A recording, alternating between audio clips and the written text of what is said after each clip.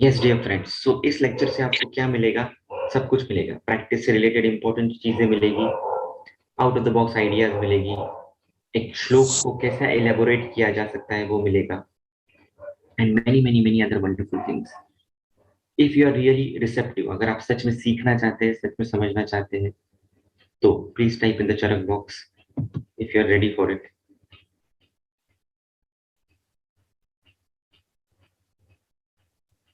Great. आइए एक शायरी से शुरुआत करते हैं। शायरी है अंजुम रहबर की। Anjum Rahbar is one of the leading शायरा, फीमेल शायरा जो है।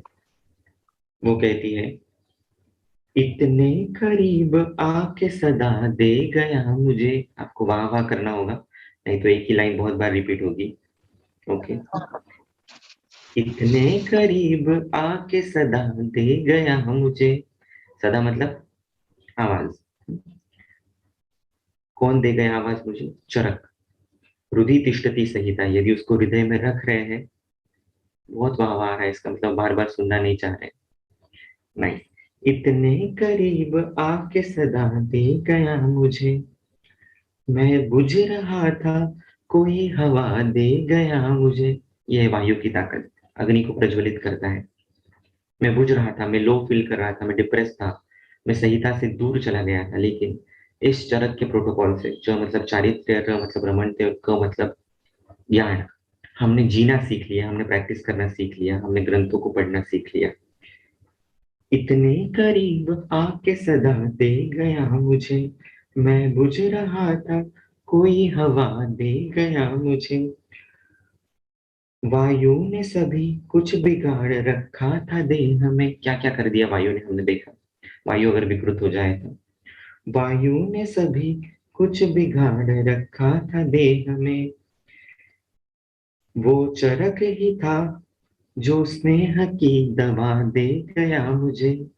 वो चरक ही था जो स्नेह की दवा दे गया मुझे। ये कनेक्शन चक्रपाणी ने भी नहीं बताया है।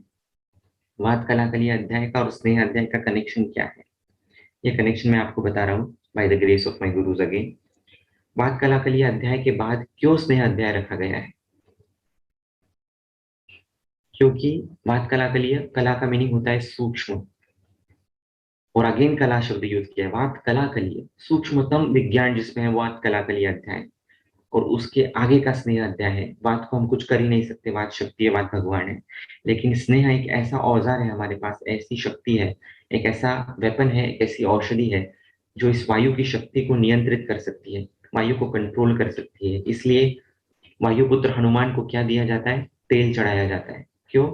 क्योंकि वायु की शक्ति, उसके प्रबल बल को कोई जीत सकता है, कोई उसको शमन कर सकता है, कोई उसको अपने में समा सकता है, तो वो स्नेह ही है। Type bulb in the Charak box अगर आपको कुछ नया सीखने को मिला है तो।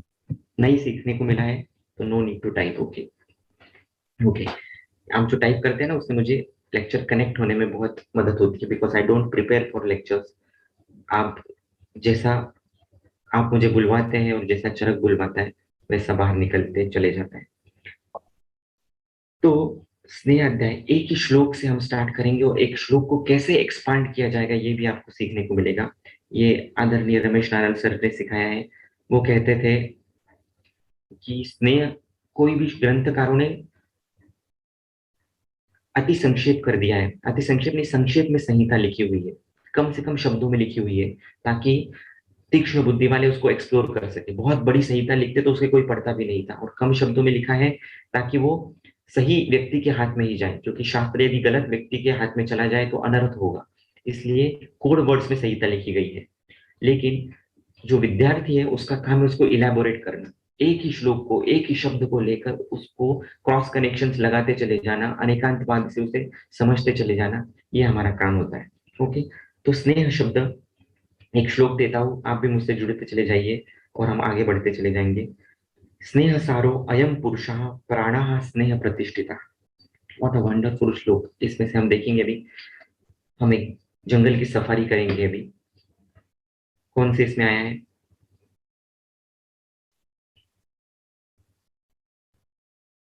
आपको गिफ्ट्स मिलते चले जाएंगे जो सही रेफरेंसेस बताएंगे उसको। कौन बोलता है ऐसा? करेक्ट रेफरेंस है, मतलब अध्याय का नंबर के साथ इतनी हमारी बुद्धि तीक्ष्ण हो जानी चाहिए, या अध्याय का नाम at least. It is the heart, इतना बड़ा श्लोक है ये, पता होना ही चाहिए। नहीं पता होना चाहिए, नहीं पता होगा तो खुद को एक थप्पड़ मारनी चाहिए छोटी सी, so that you remember that particular thing. स्नेह सारो अयम पुरुषः प्राणः स्नेह प्रतिष्ठिता। क्या बात है रम्या मैम, वंडरफुल। सुश्रुत चिकित्सा स्थान 31 अध्याय, स्नेह अध्याय।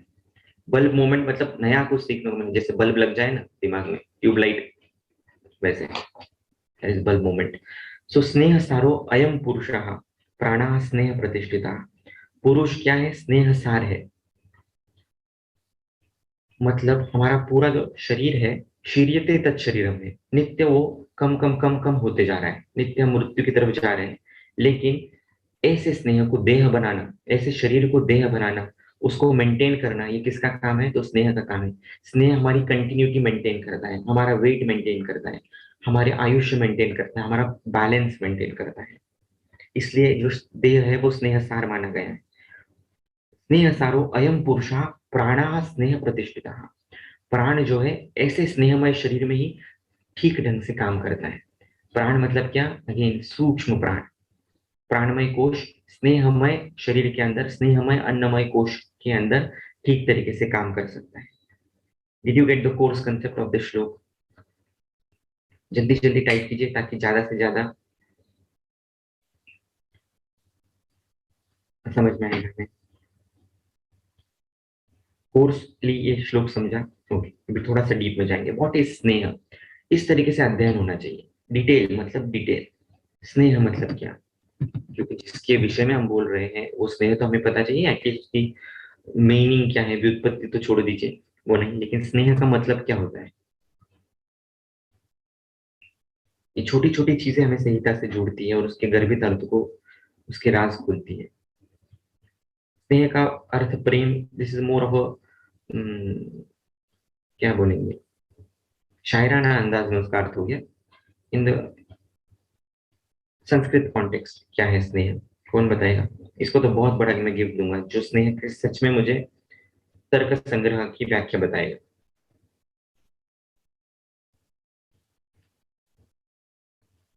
जो बता रहे हैं वो बिल्कुल सही है, संधान करना, कनेक्शन करना, बट संस्कृत लैंग्वेज में उसको क्या भले बोलेंगे? यह क्या है? ध्यान से सुनिए। स्नेह आलिंगने नहीं, श्लेष आलिंगने होता है, वो श्लेष्मा के लिए है, right.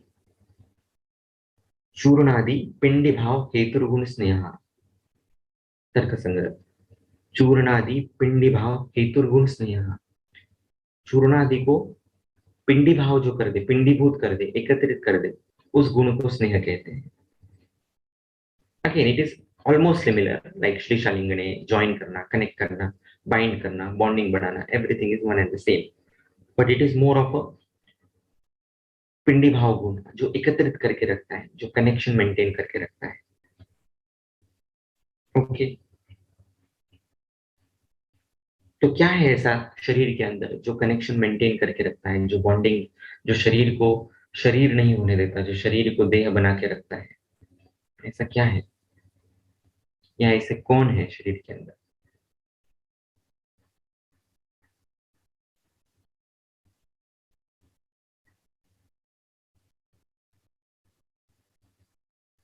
Lipids from a modern perspective, right answer to a certain extent. सभी तो है, दोष धातु मन, सभी को धातु संज्ञा दी गई है और सभी एक दूसरे में जुड़े हुए हैं। गृहिणी चिकित्सा में कहते हैं, शब्द देखो क्या है, हम शब्द को बहुत कैजुअल ले लेते हैं, हर जगह वो शब्द आया हुआ रहता है। परस्पर उपस्तंभात धातु स्नेह परंपरा। What a beautiful word, what a beautiful line. परस्पर उपस्तंभात, मॉडर्न में हमें जाना ही नहीं है, पहले तो आयुर्वेद समझना है, उसके बाद मॉडर्न में जाना है। अपने आप मॉडर्न समझ में आएगा, मैं तो बताऊंगा ही आपको। परस्पर उपस्तंभात, हमने ठीक से एक शब्द भी नहीं समझा और हम उड़ी मारते हैं मॉडर्न की तरफ। बिल्कुल मॉडर्न आना चाहिए, लेकिन पहले हमारी कंसेप्ट तो समझे। Okay, you have told in the context of binding, that is right sneha, but I'm telling in a different perspective. Okay, so don't take me wrong. परस्पर उपस्तंभात धातु स्नेह परंपरा। समझ में आया क्या मीनिंग है इसका? Very very important thing.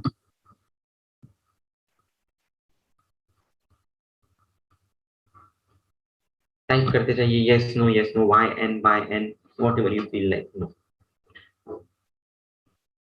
समझ में आ गया प्रियंका मैम को? बताइए क्या समझ में आया आपको मीनिंग आपकी लैंग्वेज में? दीपिका मैम को भी समझ में आ गया? बताइए परस्पर उपसंवाद धातु स्नेह परंपरा का मीनिंग क्या है? ये मैं आपको क्वेश्चन पूछता हूँ, उससे आगे बढ़ेंगे। एक धातु दूसरे धातु से, एक दोष दूसरे दोष से, एक मल दूसरे मल से कनेक्टेड है।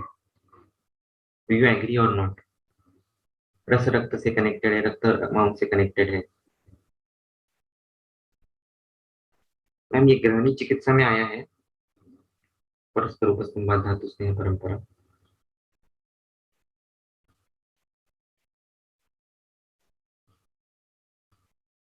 राइट, रस का क्षय हो गया रक्त का होता है, रक्त का हो गया मांस का होता है, रस का स्नेह गुण कम हो गया रक्त का होता है। क्या उल्टा भी होता है? शुक्र का क्षय हो जाए तो रस का क्षय होने लग जाए, शुक्र का क्षय हो जाए तो मज्जा का क्षय होने लग जाए, मज्जा का स्नेह कम हो जाए तो अस्थि का होने लग जाए। कहाँ पर दिया है ऐसा? वेरी नाइस, राजक्षमा में दिया है। राजक्षमा में दिया है मतलब सिर्फ उसमें ही अप्लाई करना है या डेली प्रैक्टिस में भी अप्लाई करना है उसको? बहुत से पेशेंट आते हैं ना हमारे पास, अतिविवाही के पेशेंट आते हैं, मे बी मज्जा क्षय के पेशेंट आते हैं ऑस्टियोपोरोसिस वगैरह में। तो मज्जा के क्षय के साथ अस्थि का भी क्षय होता है, बहुत बार उल्टा भी होता है। कौन से भी धातु से के स्नेह से उल्टा पुल्टा सीधा कौन सा भी धातु क्षय हो सकता है प्रतिलोम संपरक्ति से। इसको सुश्रुत उत्तर तंत्र शायद 41st अध्याय में पढ़िएगा, व्हाट अ वंडरफुल श्लोक इट इज। शायद आपने कभी पढ़ा नहीं होगा। शोष के बारे में बोलते हैं, ध्यान से सुनिए। अति व्यवायिनो वापि क्षीणे रेतस्य अनंतरम क्षीयन्ते धातवा सर्वे तत शुष्यति मानवा। अति व्यवाय के कारण क्या होता है बोल रहे हैं? पूरा शरीर शुष्क हो जाता है। जो व्यक्ति अति मैथुन में प्रवृत्त होती है उसके सभी धातु क्षीण हो जाते हैं। इसकी टीका बहुत सुंदर की है डल्लन ने। वो कहते हैं महाजलाधार परीक्षय तत्प्रविशता जल प्रायाणाम क्षयस्तद्वत् अत्रापि। जिस प्रकार से कोई बड़ा जलाशय है, उसका यदि पानी सूखा दिया जाए, क्षय हो जाए उसका, तो उसके अंदर प्रविष्ट होने वाले जंतुओं का भी क्षय हो जाता है। यानी कि शुक्र का क्षय हो जाए, मेद का क्षय हो जाए, तो उसके अंदर प्रविष्ट हो रहे जो पूर्व पूर्व धातु है उसका भी क्षय हो जाता है। मांस धातु का क्षय हो जाएगा मेद से, शुक्र के क्षय होने की वजह से मज्जा का हो जाएगा, रक्त के क्षय होने की वजह से रस का भी हो जाएगा। ऐसे हमेशा ही होगा, ऐसे जरूरी नहीं है, क्योंकि सारता आदि फैक्टर्स भी डिपेंड कर दिया गया। और उसकी रस सारता अच्छी है तो रक्त क्षय से रस क्षय होगा, ये जरूरी नहीं, लेकिन ऐसा अमूमन तौर पर हो सकता है, या हमें वो देखना चाहिए पेशेंट को ऐसी उल्टी संप्राप्ति हो रही है या नहीं। समझ में आया? Very easy and very wonderful example है। जल के क्षय से, एक बड़ा जलाशय है, बड़ा धातु है कोई, उसका क्षय होने से उसके अंदर प्रवेशित होने वाले जंतु भी क्षय हो जाता है, मतलब वो भी मर जाते हैं अपने आप। जल ही नहीं तो वो जंतु कहाँ से रहेंगे? वैसे ही कोई उत्तर धातु का क्षय हो जाए तो उसमें प्रवेशित होकर जो पूर्व पूर्व धातु प्रवेशित है, धातु स्नेह परंपरा से जुड़े हुए हैं, उनका भी क्षय होना शुरू हो जाता है। कनेक्शन समझ में आ रहा है? कहाँ ग्रहणीय अध्याय, कहाँ स्नेह अध्याय, कहाँ ये राजक्षमा और कहाँ ये शोष अध्याय। ऑल आर कनेक्टेड बट धातु स्नेह परंपरा से। Did you get the point?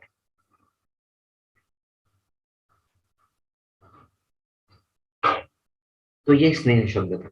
अभी प्राण शब्द।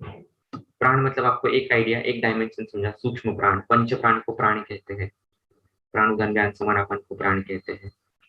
अभी प्राण में कौन कौन आते हैं? और एकादश प्राण नाम की कंसेप्ट दी है सुश्रुत में, उत्तर तंत्र में। कौन बताएगा एकादश प्राण कौन है? ये समझ में आ गया तो पूरा श्लोक समझ में आ जाएगा और पूरी चिकित्सा भी समझ में आ जाएगी अपने आप, इसलिए I am taking time on this. Without understanding the fundamentals, without understanding the philosophy behind it, you can never do righteous treatment.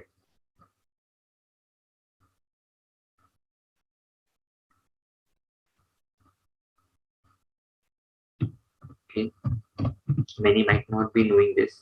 देखिएगा वायु सुश्रुत उत्तर तंत्र में भी 64 अध्याय है। इनको प्राण बोला है, इन 11 चीजों को, या 12 चीजें होती है वायु।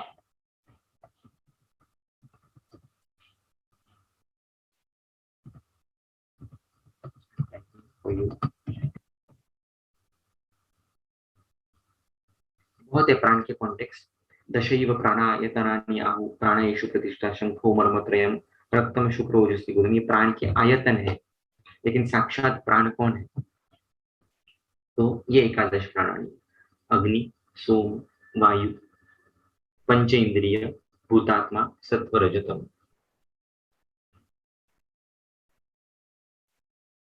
समझ में आया? अग्नि, सोम, वायु, सत्व, रजतम, पंचेंद्रिय। शायद सुश्रुत उत्तर तंत्र 64 अध्याय में है, गलन की टीका में आया है वो।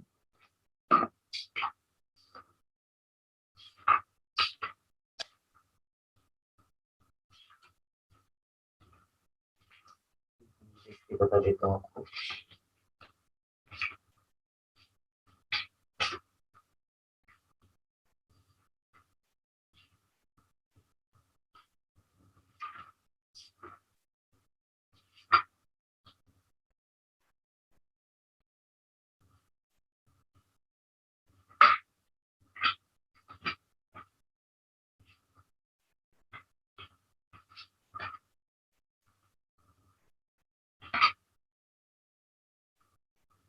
66 अध्याय में आया है,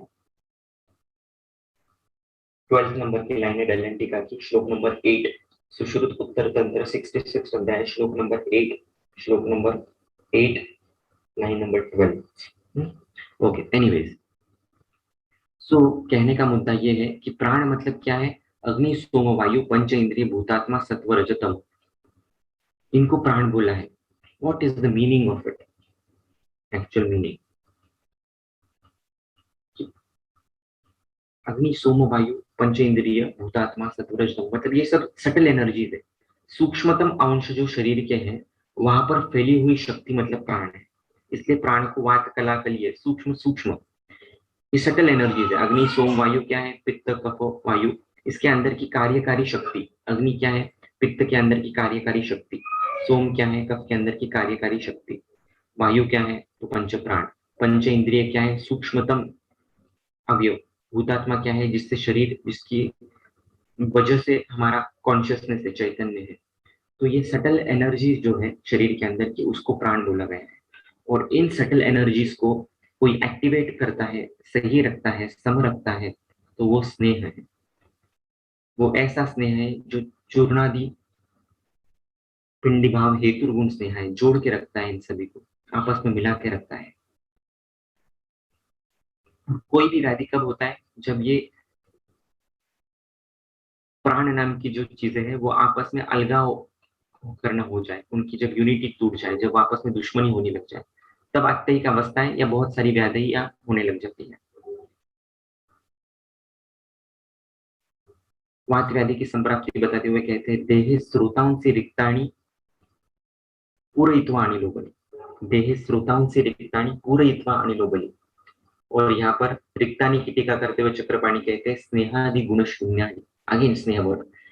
कैसे होते हैं कोई भी व्याधि या वात व्याधि? देह श्रोताओं से रिक्तानि, स्रोत जब रिक्त हो जाते हैं, रिक्त मतलब खाली, ऐसा नहीं, जब रुक्षादि गुण से युक्त स्रोतस हो जाते हैं।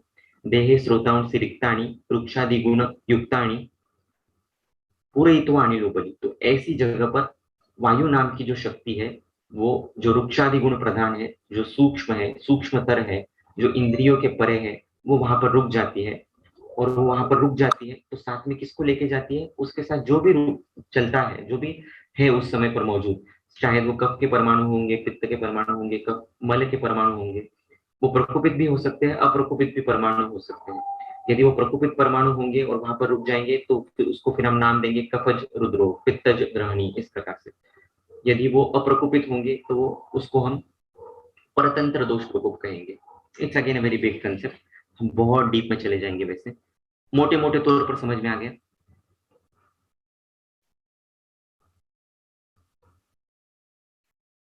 क्या कहना है कि स्नेह सारो अयम पुरुष प्राण स्नेह प्रतिष्ठिता। प्राण की शक्ति अव्याहत रूप से शरीर में काम करने के लिए शरीर में स्नेह गुण की अत्यंत अत्यंत आवश्यकता है। बिना प्रॉपर स्नेह गुण के शरीर सही से काम कर ही नहीं सकता। What the point. और सबसे उत्तम स्नेह कौन सा है, अगर हमें सच में जीतना है, सबसे उत्तम स्नेह कौन सा है। कितना जबरदस्त काम है ग्रंथकारों का, बहुत सारे स्नेह है ऐसे दुनिया में। कॉर्टिकोस्टेरॉइड स्नेह है, progesterone, oestrogen, liposomes, all are स्नेह। बट दुग्ध स्नेह है, बहुत सारी चीजें स्नेह है, लेकिन इनमें सबसे ग्रेट जो है वहां पर आकर वो रुक गए, और वो है घृत। राइट। वाई घृत, वाई घृत इज द बेस्ट स्नेह ऑफ ऑल। क्या है ऐसी खासियत घृत में, अगर मैं कुछ बताते चले जाऊँ आपको और आपको नया लगे, अच्छा लगे, डिवाइन लगे, प्योर लगे, तो बल्ब टाइप कीजिएगा। क्या खास बात है घृत की। आपको पता है कितने लीटर दूध को पकाना पड़ता है जब 1 लीटर घी बनता है। Yes, I had given this my pep talk on Gautam आयु। 28 लीटर लगभग दूध को जब पकाया जाता है तब 1 लीटर घी बनता है। मतलब look at the beauty of स्नेह घृत। वो है तो स्नेह प्लस, लेकिन उसके अंदर इनबिल्ट अग्नि है। घृत है तो स्नेह, लेकिन उसको इतना पकाया गया है, वो इतने उसने प्रॉब्लम झेले हैं दुनिया के, इतनी अग्नि झेली है कि उसके अंदर अग्नि इंस्टॉल हो चुका है। उसके अंदर दर्द छुपा हुआ है अग्नि की तरह न्यूक्लियस में, लेकिन बाहर से कवच स्नेह का है। बोल रहा मीठा है, लेकिन अंदर दर्द छुपा हुआ है। ऐसा स्नेह जब अंदर प्रवेशित होता है तो वो क्या करता है, बोल रहा मीठा होता है, पूरे धातुओं को स्नेह तो चल दे जाता है, लेकिन अपने अंदर अंदर का जो दर्द है वो अग्नि को देकर उसको दीप्त भी कर देता है। इसलिए अग्नि दीपन भी स्नेह है, और धातु की स्नेह परंपरा मेंटेन करने वाला भी ही है। ऐसी प्रॉपर्टीज बाकी किसी स्नेह में नहीं है, न दूध में है, न स्टेरॉइड्स में है। स्टेरॉइड्स को कैसे बनाया जाए ये उनको पता नहीं है, स्टेरॉइड्स में अग्नि कैसे डाला जाए उनको पता नहीं है। इसलिए स्टेरॉइड से इंस्टेंट रिजल्ट तो मिलता है, लेकिन उतने ही साइड इफेक्ट दिखते हैं, क्योंकि उसमें अग्नि तत्व विराजमान नहीं। घृत एक ऐसा एकमेव सब्सटेंस है जो इतनी बार पका हुआ है, इतने संस्कार उस पर हो चुके हैं कि वो अंदर अग्नि रहते हुए भी मुलायमता से शरीर में काम करता है। किसी को भी बल मोमेंट्स नहीं आ रहे हैं, इसका मतलब नया कुछ बताया नहीं मैंने। चलो नया कुछ बता देता हूँ अभी। ज्येष्ठत्वं जन्मना न एव गुणैः ज्येष्ठत्वम् उच्यते। ज्येष्ठत्वं जन्मना न एव, ध्यान से सुनिए। ज्येष्ठत्वं जन्मना न एव गुणैः ज्येष्ठत्वम् उच्यते। गुणात् गुरुत्वम् आयाति दुग्धम दधिम घृतम क्रमात्। व्हाट अ ब्यूटीफुल श्लोक इट इज। कोई जन्म से बड़ा नहीं होता है, कोई जन्म से या अपने एज के हिसाब से गुरु नहीं होता है। उसके अंदर जो गुण है वो उसको गुरु बनाते हैं, श्रेष्ठ बनाते हैं। जैसे दुग्ध, दधि, घृत, इसमें से घृत का जो गुण है, उसने जो संस्कार झेले हैं, उसने जो अग्नि झेला है, उसके कारण वो श्रेष्ठ है। दुग्ध दधि से भी वो श्रेष्ठ है। गुणाद गुरुतम आयाति दुग्धम दधिम घृतम तथा। ओके। ना अभी कुछ इतना बेसिक समझने के बाद कुछ मॉडर्न चीजें देख लेते हैं, ताकि आपका घी पर का ट्रस्ट बहुत बैठ जाए। बिना मॉडर्न कंसेप्ट के, बिना मॉडर्न एनालॉजीज के, एग्जांपल्स के कंसेप्ट हमें पचती नहीं है। ये हमारा दुर्भाग्य है कि हम चतुर्विध परीक्षा तो कहते हैं चरक सूत्र 11 में कि आप्तोपदेश इज द बेस्ट बेस्ट परीक्षा, लेकिन आप्तोपदेश पे हमें ट्रस्ट नहीं है, बिकॉज मॉडर्न लैकिंग। या पेशेंट को ट्रस्ट दिलाने के लिए हमें जरूरी है कि हम मॉडर्न का भी सहारा ले, बहुत जरूरी है। कौन से फैटी एसिड्स होते हैं घी में, घृत में फैटी एसिड्स कौन से होते हैं।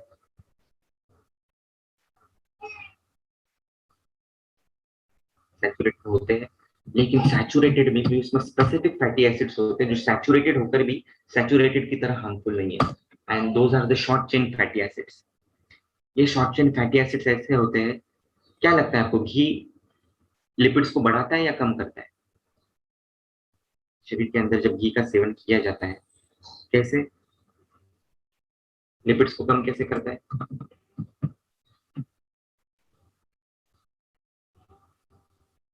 घी में ऐसी प्रॉपर्टी है, उसके अंदर शॉर्ट चेन फैटी एसिड्स होते हैं। Ghee is said to be lipolytic agent. वो शरीर के अंदर के फैट्स को डिस्ट्रीब्यूट कर देता है, और डिस्ट्रीब्यूट कर कर, जैसे हम बोलते हैं शाखा कोष्ठ गति लाता है, तो वैसे शरीर के अंदर के फैट सोल्यूबल चीजें या फैट्स को पूरे कोष्ठ में लेकर लेके आता है और उसको बाहर निकाल देता है। इसलिए सही तरीके से सही अवस्था में घृत का सेवन किया जाए तो वो फैट को भी कम करता है। और क्या खास बात है घृत में?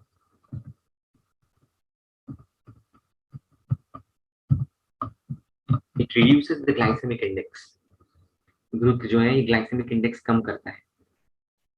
हम देखिए हमारी संस्कृति में कैसे घी छुपा हुआ है। पूरन पोली खाते हैं क्या नहीं? दूध चावल घी खाते हैं क्या नहीं?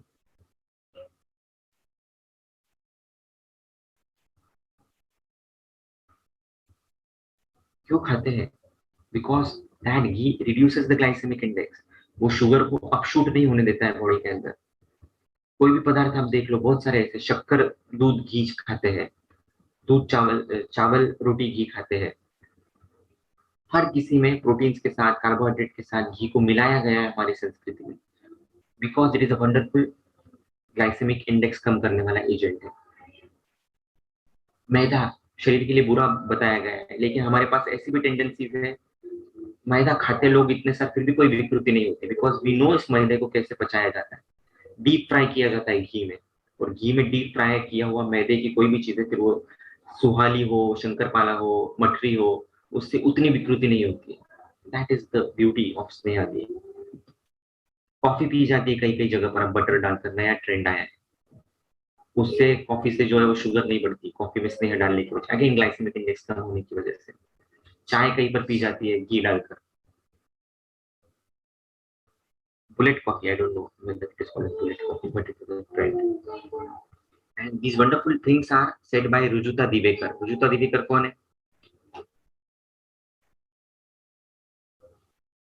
I hope I'm giving you a lot of bulb moments. Rujuta Diwekar की बुक जरूर पढ़िएगा, एक्सलेंट बुक, सुपर फूड नाम की बुक लिखी हुई है, जहाँ पे कोकम, काजू, ये जो हमारे डाइटिशियन है। पदार्थ। यस। और ऐसी वैसी डाइटिशियन नहीं है तो करीना कपूर की डाइटिशियन है। सर लेकिन वो बहुत सारे गलत बातें भी बताती है, मतलब होंगी ना, मुझे तो नहीं। लेकिन हम गुणग्राही है, हम सही चीजें ही लेंगे, उनसे गलत चीजें तो लेनी ही नहीं। मैंने आपको बहुत सारी चीजें बताई, वो बहुत अलग लगी आपको, अच्छी है, वो उनसे सीखी हुई है। क्यों किसी को नाम रखना? आयुर्वेद ऐसा सिखाता ही नहीं है। कृष्णु ही लोको बुद्धिमताम आचार्य शत्रुश्च अबुद्धिमता, चरक वचन है ये। अनुत्तम इह पूजित।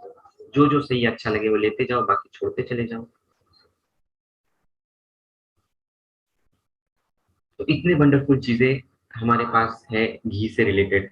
और ऊपर से हम सिद्ध स्नेह यूज करते हैं, जिसमें हम अनेकों अनेक वीर्यवान देव स्वरूप जो द्रव्य हमारे वो उसके अंदर हम डालते हैं और वो देते हैं। तो वो कहाँ कहाँ पर काम करते होंगे, कितने सूक्ष्म स्तर पर काम करते होंगे, सोचो तो सही। एक उदाहरण देता हूँ तो शायद समझ में आ जाए आपको।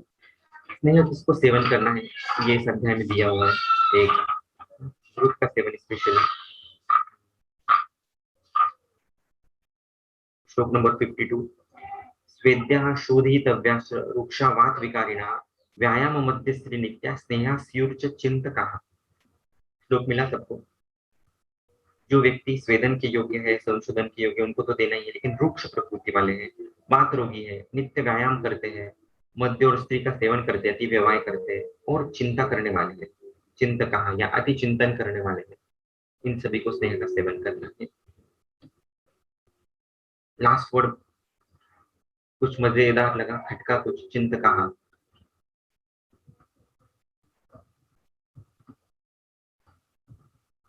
कौन कौन है चिंतका आज के जमाने में? हम सभी तो है। ओवर थिंकिंग की बीमारी किसको नहीं है? सभी को तो है, स्पेशली सीए, डॉक्टर्स, स्टूडेंट्स खास करके। तो इन चिंतका को स्नेह देना चाहिए हमेशा। चिंता किसको दुष्ट करती है? कौन से स्रोत को? रस व स्रोतस का मूल स्थान क्या है?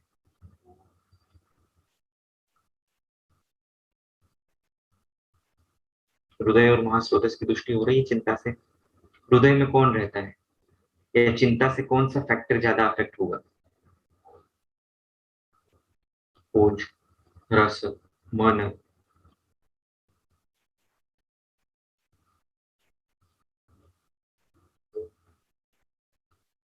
तो अगर हमें हृदय तक जाना है, उस हृदय तक अगर संप्राप्ति भेद करना है, चिंता का मूल हेतु ही मन है, चिंत्यम विचार्यम ऊह्यम, उस मन तक सूक्ष्म लेवल तक काम करना है, तो ऐसा कौन सा द्रव्य काम करेगा वहां पर? एक द्रव्य यदि मैं पूछूं आपको, तो ऐसा कौन सा द्रव्य हो? देखिए कितने सूक्ष्म जा सकते हैं ये है, राइट? घृत को छोड़ के और क्या है ऐसा द्रव्य? Means I am talking about द्रव्य गुण।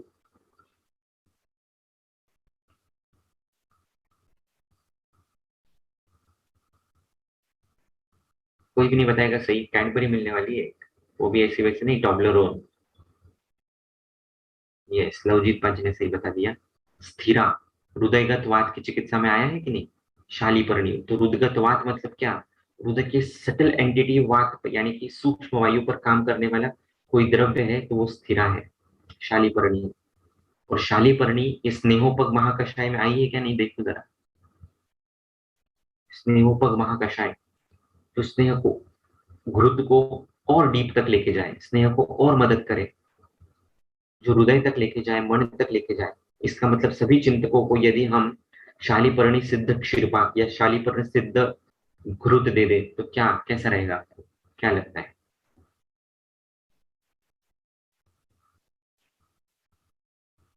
चमत्कार होगा या नहीं होगा? बना के देखे तो सही। उसी का नस्य, उसी का रुद्र पीछू, उसी का अभ्यंग, उसी का बस्ती, जैसी अवस्था है उस हिसाब से।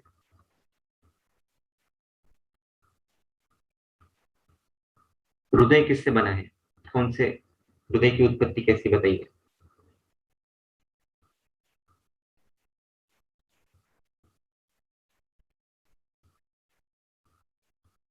कौन से दोष धातु? शोणित कप प्रसादजम हृदय। Very good, right. अभी ऐसा कौन सा द्रव्य है जो कफ और शोणित के अंदर के अवरोध को या विबंध को दूर करता है?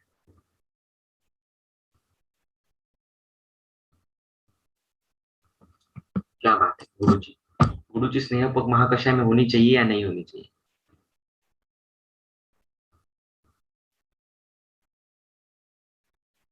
है क्या नहीं, देखना एक बार।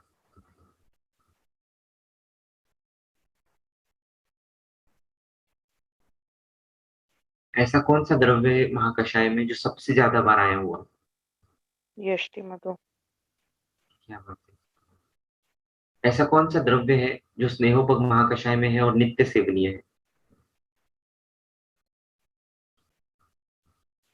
मृत्विका। क्या बात है, बढ़िया। मृद्विका, यष्टि, अमृता और शालीपर्णी, इसका सिद्ध क्षीरपाक दिया जाए और इससे में भी शतपाकी सिद्ध स्नेह बनाया जाए, एक वैद्य समूह इसको बना दे। सपोज मैंने एक बार सिद्ध स्नेह किया, फिर से प्रियंका मैम लेके गई मेरे पास से, उन्होंने फिर से स्नेह सिद्ध किया, निधि मैम लेके गई, रम्या मैम लेके गई, तो क्या होगा?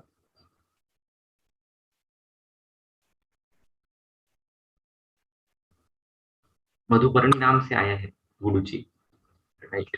इन स्नेहोपक महाकषाय, नाम भी मधुपर्णी यूज किया है वहां पर, मधुरता लाने वाला। अरे निरुपमा, गुण वृद्धि नहीं होगी, चमत्कार हो जाएगा। एक वैद्य समूह, यूनाइटेड वैद्य समूह की ताकत से इतने सूक्ष्म लेवल तक विचार करने हमने औषधियां बनाई, वो भी घृत सिद्ध किया उससे, तो क्या कुछ नहीं हो सकता? कौन सी भी बीमारी ठीक की जा सकती है। साध्य बीमारियां, असाध्य लोगों की चिकित्सा चरक संहिता में नहीं है।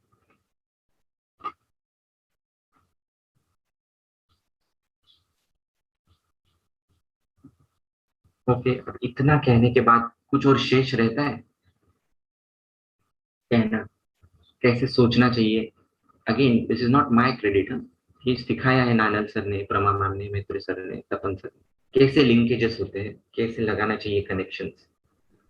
द्रव्य बहुत इजीली चले आते हैं, द्रव्य लगाना कोई मुश्किल काम नहीं था, इतना आपको प्रिपेयर करना मुश्किल था। द्रव्य तो 2 मिनट में आ गए बाहर। The concept building was important. Amazing.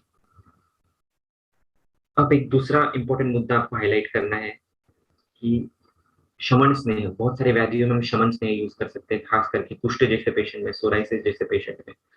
उसमें आप ऐसे ही सिद्ध स्नेह यूज कीजिए कुष्ठग्न द्रव्यों से, और शमन मात्रा में उसे दीजिए। शमन मात्रा में मतलब कब देना होता है, जब आपको सुबह भूख लगे, वो उस मात्रा में, और बृहत मात्रा में 30 से 60 ml तक आपको स्नेह देना है। फिर वो स्नेह जीर्ण होने के बाद खाना खाने के लिए उसको देना है।